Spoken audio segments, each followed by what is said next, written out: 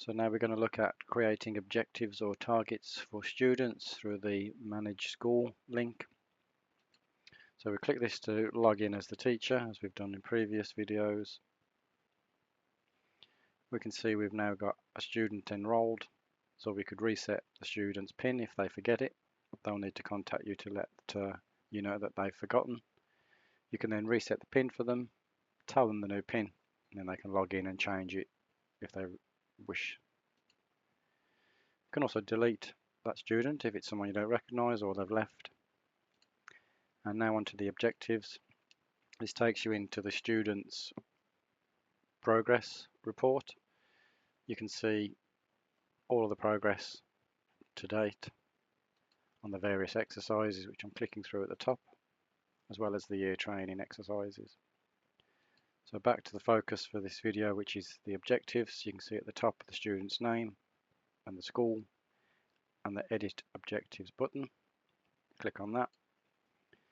So you can put the week of which this begins with there and a free text note, for example, let's say complete by next lesson. And you've got options to add different targets relating to practical exercises, ear training exercises, or just a free text entry. So let's add a scale practice target. We've got all the options available to choose from, so we're just going to stick with the basics here. We'll do 1 octave, right hand ascending on hand separately. We're just going to say do that twice, and we click add. We'll do a pitch training for the ear. You pick the level that you wish the student to do that at. So let's go for beginner on this one, and how many times.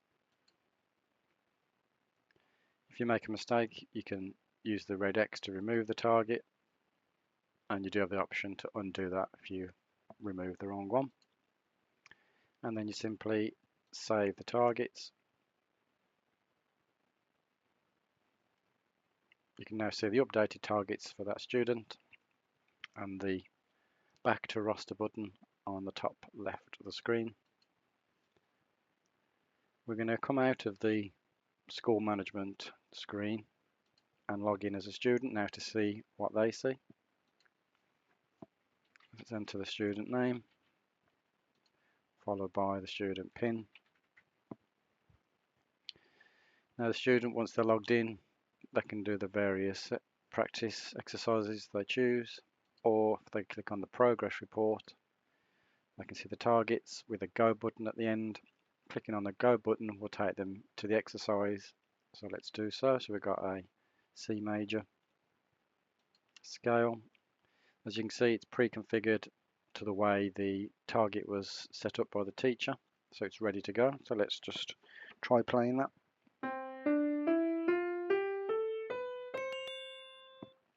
If we quickly jump back to the progress report, you can see that 1 out of 2 have been done. That was just completed successfully. So we'll return back to that and complete the next one.